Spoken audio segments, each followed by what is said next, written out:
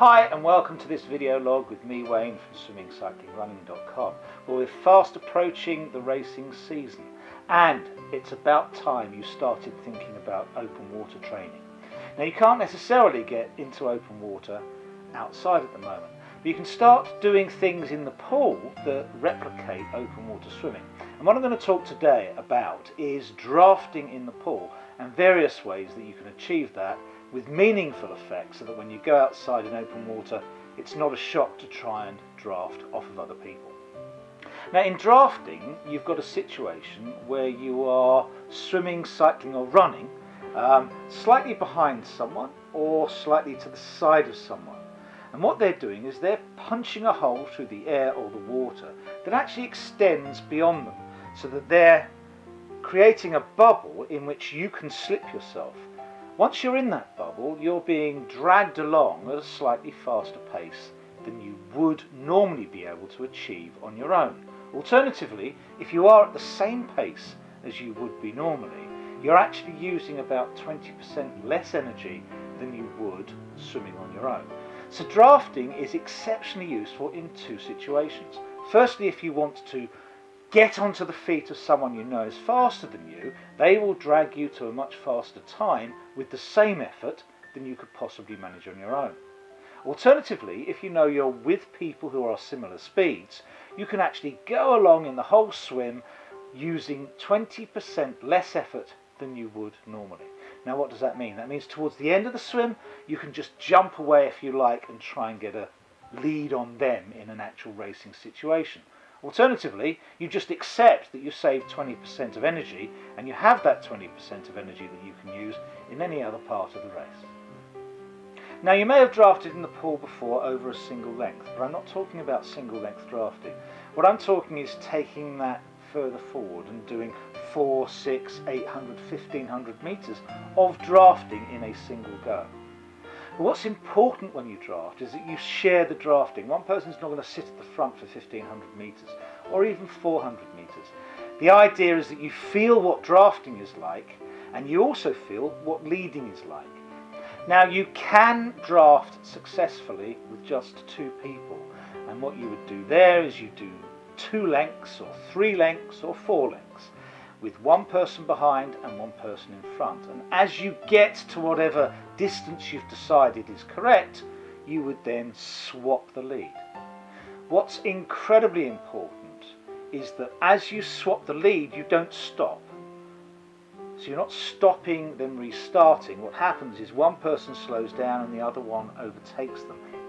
When you have either 3 or 4 people drafting together, one person is always taking a rest, and that's quite important, because what we actually want when we're practicing drafting is to go at a faster pace perhaps than we could when we're just going at our triathlon race pace. Well, that's our current triathlon race pace, because the idea is to try and swim faster through drafting than you could otherwise. And if you're lucky, you'll also save energy at the same time, so you'll swim faster. You'll have a double whammy there.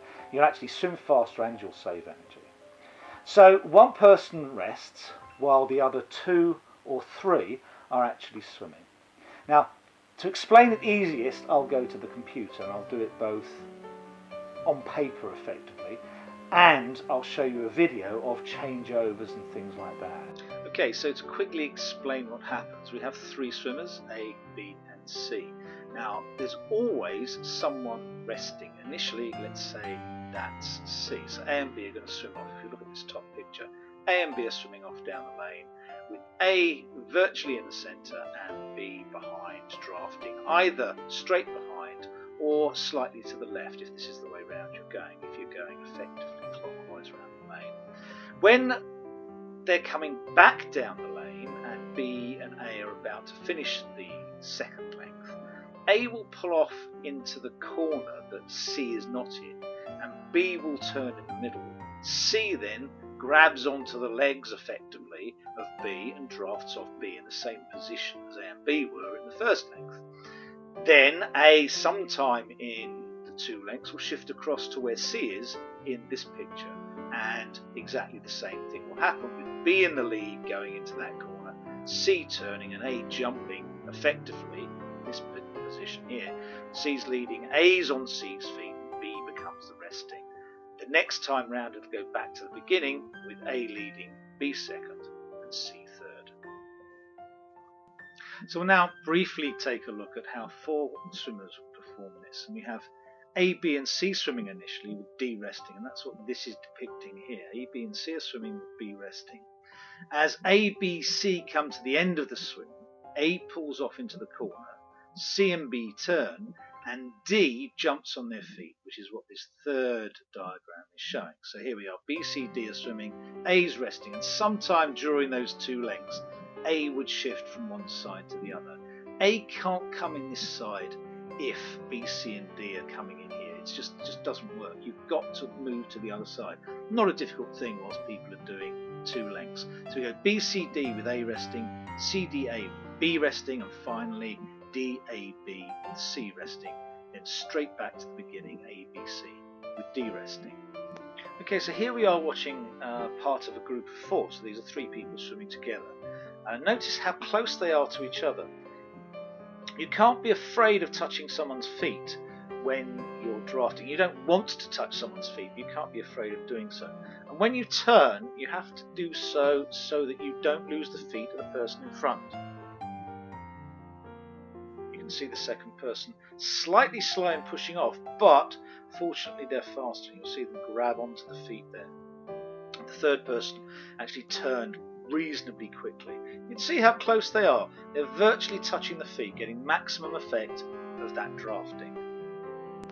Okay, we're now going to take a look at the turn of these 3 people as they're coming into the turn. You can see someone standing by the edge. The first person comes to the opposite edge. The second person hits the turn, turns quickly.